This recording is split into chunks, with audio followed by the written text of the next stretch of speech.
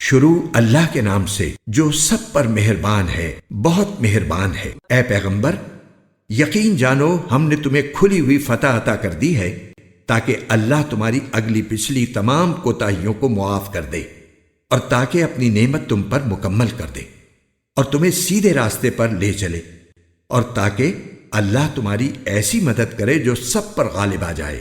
وہی ہے جس نے ایمان والوں کے دلوں میں سکینت اتار دی تاکہ ان کے ایمان میں مزید ایمان کا اضافہ ہو، اور آسمان اور زمین کے تمام لشکر اللہ ہی کے ہیں، اور اللہ علم کا بھی مالک ہے، حکمت کا بھی مالک، تاکہ وہ مومن مردوں اور عورتوں کو ایسے باغات میں داخل کرے جن کے نیچے نہریں بہتی ہیں، جہاں وہ ہمیشہ بسے رہیں گے، اور ان کی برائیوں کو ان سے دور کر دے، اور اللہ کے نزدیک یہ بڑی زبردست کامیابی ہے۔ اور تاکہ ان منافق مردوں اور منافق عورتوں اور مشرک مردوں اور مشرک عورتوں کو عذاب دے جو اللہ کے ساتھ بدگمانیاں رکھتے ہیں۔ برائی کا پھیر انہی پر پڑا ہوا ہے، اور اللہ ان سے ناراض ہے۔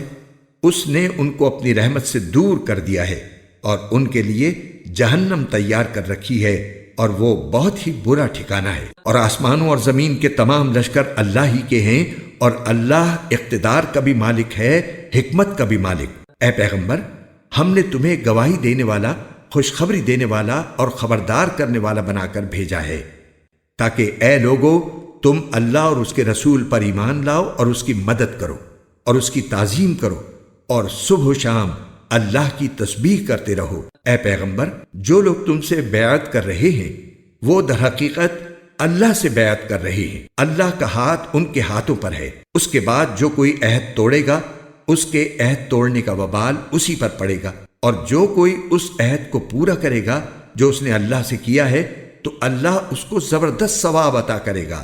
وہ دیہاتی جو حدیبیہ کے سفر میں پیچھے رہ گئے تھے، اب وہ تم سے ضرور یہ کہیں گے کہ ہمارے مال و دولت اور ہمارے اہل و عیال نے ہمیں مشغول کر لیا تھا، اس لیے ہمارے لیے مغفرت کی دعا کر دیجئے۔ وہ اپنی زبانوں سے وہ باتیں کہتے ہیں جو ان کے دلوں میں نہیں ہوتی۔ ان سے کہو کہ اچھا، تو اگر اللہ تمہیں کوئی نقصان پہنچانا چاہے یا فائدہ پہنچانا چاہے تو کون ہے جو اللہ کے سامنے تمہارے معاملے میں کچھ بھی کرنے کی طاقت رکھتا ہو؟ بلکہ جو کچھ تم کرتے ہو اللہ اس سے پوری طرح باخبر ہے۔ حقیقت تو یہ ہے کہ تم نے یہ سمجھا تھا کہ رسول صلی اللہ علیہ وسلم اور دوسرے مسلمان کبھی اپنے گھر والوں کے پاس لوٹ کر نہیں آئیں گے، اور یہی بات تمہارے دلوں کو اچھی معلوم ہوتی تھی، اور تم نے برے برے گمان کیے تھے، اور تم ایسے لوگ بن گئے تھے جنہیں برباد ہونا تھا۔ اور جو شخص اللہ اور اس کے رسول پر ایمان نہ لائے تو وہ یاد رکھے کہ ہم نے کافروں کے لیے بھڑکتی ہوئی آگ تیار کر رکھی ہے، اور آسمانوں اور زمین کی سلطنت تمام تر اللہ ہی کی ہے۔ وہ جس کو چاہے بخش دے اور جس کو چاہے عذاب دے، اور اللہ بہت بخشنے والا، بہت مہربان ہے۔ مسلمانوں، جب تم غنیمت کے مال لینے کے لیے چلو گے تو یہ حدیبیہ کے سفر سے پیچھے رہنے والے تم سے کہیں گے کہ ہمیں بھی اپنے ساتھ چلنے دو۔ وہ چاہیں گے کہ اللہ کی بات کو بدل دیں۔ تم کہہ دینا کہ تم ہرگز ہمارے ساتھ نہیں چلو گے، اللہ نے پہلے سے یوں ہی فرما رکھا ہے۔ اس پر وہ کہیں گے کہ دراصل آپ لوگ ہم سے حسد رکھتے ہیں۔ نہیں، بلکہ حقیقت یہ ہے کہ یہ لوگ خود ہی ایسے ہیں کہ بہت کم بات سمجھتے ہیں۔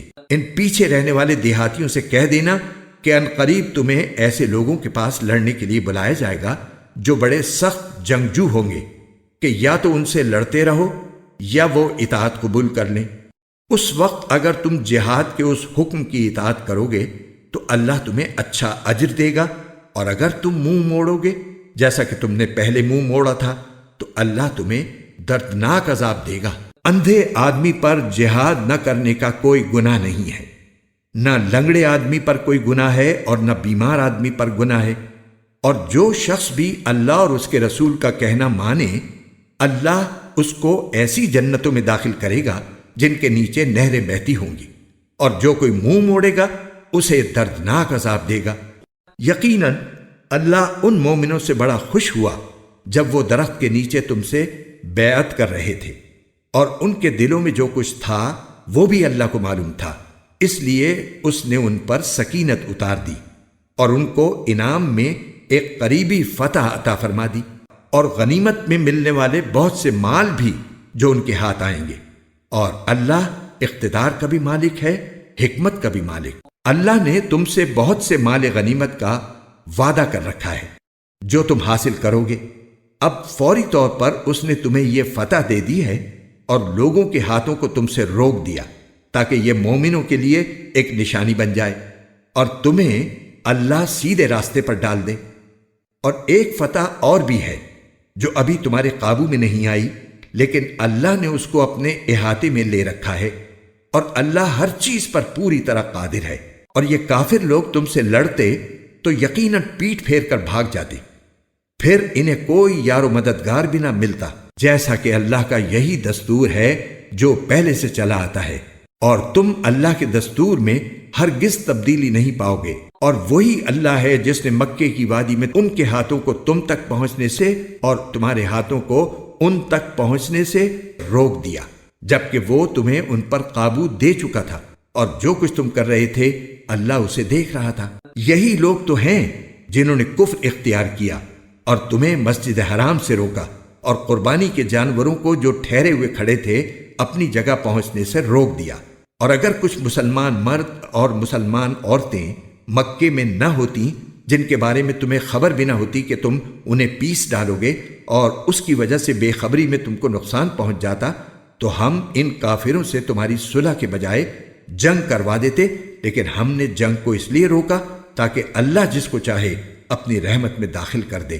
البتہ اگر وہ مسلمان وہاں سے ہٹ جاتے تو ہم ان اہل مکہ میں سے جو کافر تھے انہیں دردناک سزا دیتے۔ چنانچہ جب ان کافروں نے اپنے دلوں میں اس حمیت کو جگہ دی جو جاہلیت کی حمیت تھی، تو اللہ نے اپنی طرف سے اپنے پیغمبر اور مسلمانوں پر سکینت نازل فرمائی اور ان کو تقوی کی بات پر جمائے رکھا، اور وہ اسی کے زیادہ حقدار اور اسی کے اہل تھے، اور اللہ ہر چیز کو خوب جاننے والا ہے۔ حقیقت یہ ہے کہ اللہ نے اپنے رسول کو سچا خواب دکھایا ہے جو واقعے کے بالکل مطابق ہے۔ تم لوگ انشاءاللہ ضرور مسجد حرام میں اس طرح امن و امان کے ساتھ داخل ہوگے کہ تم میں سے کچھ نے اپنے سروں کو بے خوف و خطر منڈوایا ہوگا اور کچھ نے بال تراشے ہوں گے۔ اللہ وہ باتیں جانتا ہے جو تمہیں معلوم نہیں ہے۔ چنانچہ اس نے وہ خواب پورا ہونے سے پہلے ایک قریبی فتح طے کر دی ہے۔ وہی ہے جس نے اپنے رسول کو ہدایت اور سچا دین دے کر بھیجا ہے تاکہ اسے ہر دوسرے دین پر غالب کر دے، اور اس کی گواہی دینے کے لیے اللہ کافی ہے۔ محمد صلی اللہ علیہ وسلم اللہ کے رسول ہیں، اور جو لوگ ان کے ساتھ ہیں وہ کافروں کے مقابلے میں سخت ہیں اور آپس میں ایک دوسرے کے لیے رحم دل ہیں۔ تم انہیں دیکھو گے کہ کبھی رکوع میں ہیں، کبھی سجدے میں، غرض اللہ کے فضل اور خوشنودی کی تلاش میں لگے ہوئے ہیں۔ ان کی علامتیں سجدے کے اثر سے ان کے چہروں پر نمایاں ہیں۔ یہ ہیں ان کے وہ اوصاف جو تورات میں مذکور ہیں، اور انجیل میں ان کی مثال یہ ہے کہ جیسے ایک کھیتی ہو جس نے اپنی کونپل نکالی، پھر اس کو مضبوط کیا، پھر وہ موٹی ہو گئی، پھر وہ اپنے تنے پر اس طرح سیدھی کھڑی ہو گئی کہ کاشتکار اس سے خوش ہوتے ہیں، تاکہ اللہ ان کی اس ترقی سے کافروں کا دل جلائے۔ یہ لوگ جو ایمان لائے ہیں اور انہوں نے نیک عمل کیے ہیں، اللہ نے ان سے مغفرت اور زبردست ثواب کا وعدہ کر لیا ہے۔